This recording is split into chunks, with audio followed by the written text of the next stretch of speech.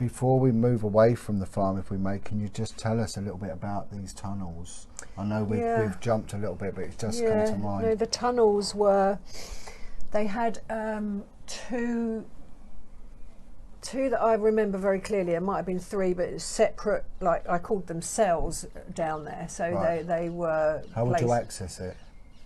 Okay, so there was a lift up door. Right. And then there would be steps down. Right, okay. So I would be taken down there generally post-ritual, and just put in one of the cells, door locked up and left there. Right. It was always very cold and very damp down there. And then quite often, you know, I would be, when I was in the underground tunnel cells, I would have already been tortured and abused and everything, so I would have been in a lot of pain. So it was kind of my place where I'd just curl up in a ball and pray that no one would come and get me for a long time, you know. Was you alone down there? No, I wasn't. There were other children down there.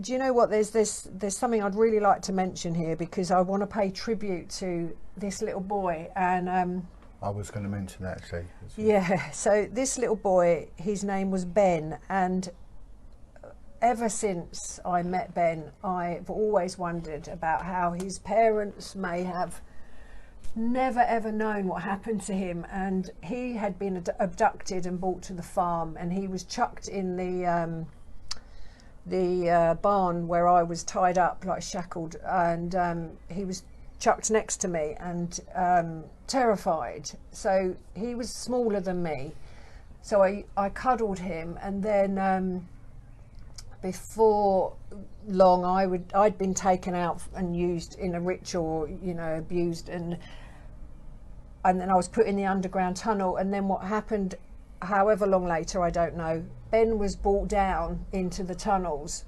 and chucked in the same cell as me.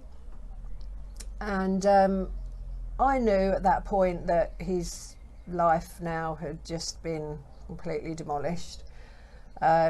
He wasn't the child that they'd brought in, you know. Yeah. And I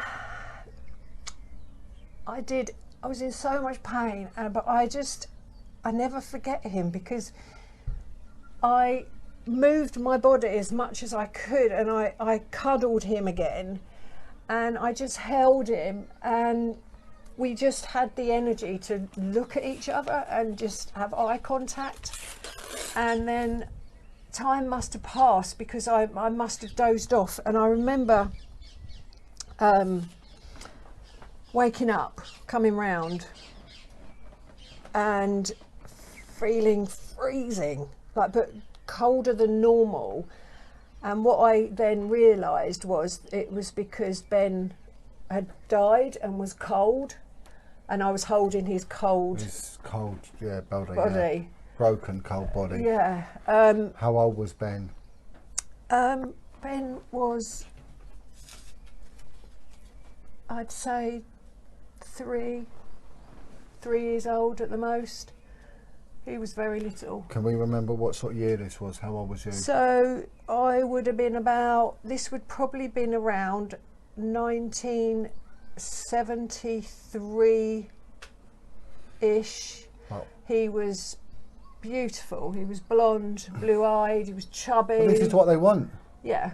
You know, he was so different. I knew when abductees came in, because they looked different to us. Right. They were normal, healthy children. We looked like crap. Well, you know. Let's put this out. Listen, you know, we have to, and this is wrong, that we have to tread lightly because we're going to offend someone or name someone. These are people that are killing and murdering children. Okay, this isn't a mental rant at all, right? There is a young kid called Ben that went missing circa 1973 in the Surrey area. A little blonde head. Someone out there would have known him. Someone out there would have missed him. There will be a missing persons. Maybe this file's never been shut. Now it's time to put this little kid to rest and to shut this case. And it's time that the Metropolitan Police and the Surrey Police, or whatever, the National Crime Agency, whoever now has governance for this is time for the Home Secretary to get onto this. There are people out there, right, that live in Surrey. You have MPs, you have MEPs. You need to write to your MP now, and you need to get the Home Secretary to get back onto this. This farm needs excavating now. I want a campaign of letter writing to go ahead now, right, in the name of this little poor soul Ben. I want all of us to write to our MPs in the name of Ben, to write to the Home Secretary that this investigation is reopened now. So stop sitting there and watching these videos and getting entertainment out of this, because this will continue unless we stop it and we put an end to this now. They are our servants, the Metropolitan Police, under the guidance of Cressida Dick and whoever moron is running Surrey Police now. They need to earn their stripes and their pips and their ribbons and whatever else they wear around them, and they need to serve the public like they are paid to do and get this farm excavated now. Okay, this video needs to be sent to the Metropolitan Police. This video needs to be put on YouTube. This video needs to go to Surrey Police, to the National Crime Agency, to your MPs and to the Home Secretary. Burn it to a disc, put it on YouTube, do whatever you want.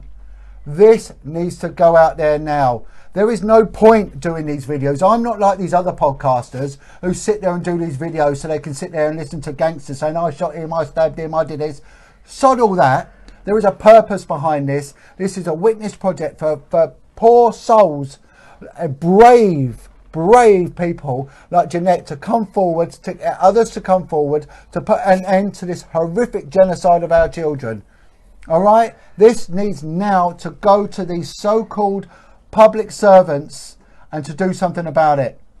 All right, and I will be disappointed to everyone who watches my videos and sits there and go, John Wedge is a good guy, if you do nothing about this. I am absolutely riled.